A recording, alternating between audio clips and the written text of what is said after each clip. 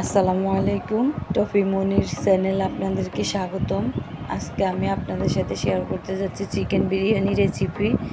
তো ঘরোয়াভাবে কীভাবে আমরা চিকেন বিরিয়ানি রান্না করব সেই রেসিপিটা আজকে আপনাদের সাথে শেয়ার করব। আমি আলুগুলোকে গোল গোল টুকরো করে ভেজে নিলাম। এখন আমি পেঁয়াজগুলো বেরেস্তা করার জন্য কড়াইতে দিয়ে দিলাম। পেঁয়াজগুলো বেরেস্তা হয়ে যাওয়ার পরে চাটনিতে নামিয়ে নিলাম। এখন আমি দিয়ে দিলাম তেজপাতা, পেঁয়াজ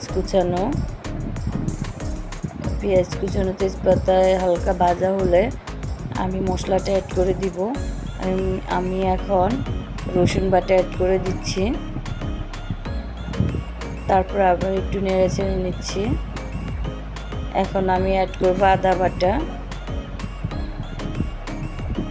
তারপরে অ্যাড করে দিব জিরা গুঁড়া। আবার নেড়ে ছেড়ে দিলাম। তারপরে আমি হলুদ গুঁড়ো অ্যাড করলাম, স্বাদ মতো লবণ।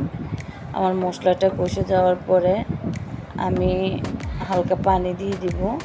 তেলের উপরে একটু ভাজা ভাজা হয়ে আসার পরে এখন আমি হালকা পানি দিয়ে দিচ্ছি। পানি দিয়ে আবারও নেড়ে ছেড়ে দিচ্ছি।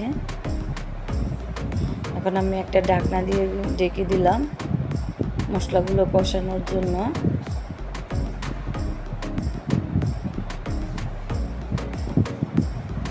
আবারও আমার মশলাটা কষানো হয়ে যাওয়ার পরে আমি চিকেনগুলো অ্যাড করে দিব। দিয়ে আবারও মশলার সাথে মাখিয়ে নিলাম।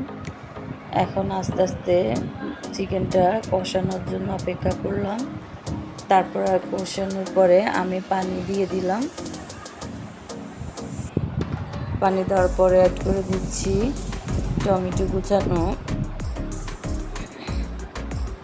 ভেজে রাখা আলুগুলো অ্যাড করে দিলাম। তারপরে বলক আসার পরে আমি অ্যাড করে দিচ্ছি টমেটো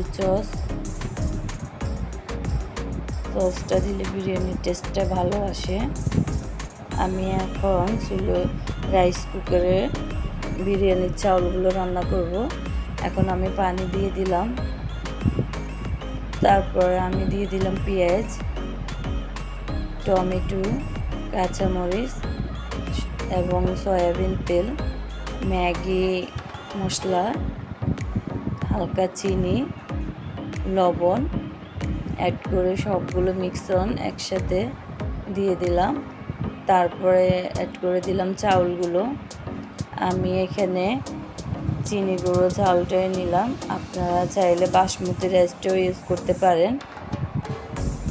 তো দেখেন মাশাআল্লাহ আমার চাউলগুলো মাশাআল্লাহ অনেক সিদ্ধ হয়ে গেছে। এখন বিরিয়ানির চাউলগুলোতে আমি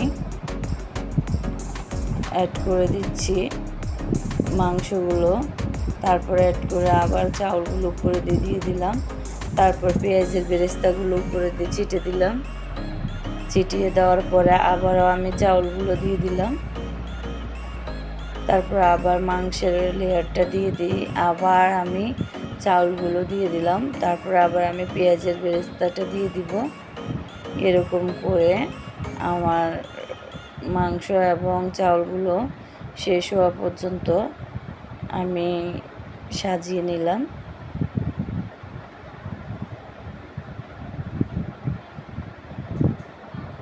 প্রতিটা একটা লেয়ারে আমি চাউল দিচ্ছি, পরের লেয়ারে মাংস, তারপরে আবার পেঁয়াজের বেরেস্তা, এভাবে দিয়ে আমি সাজিয়ে নিচ্ছি বিরিয়ানিটা।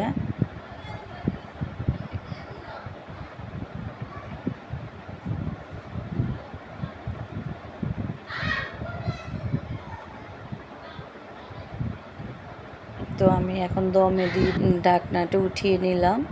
দমে দেওয়ার পরে এখন আমি সবগুলোকে মিশ্রণ করে নিচ্ছি।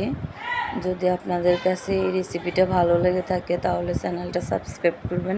সবাই ভালো থাকবেন। আল্লাহ।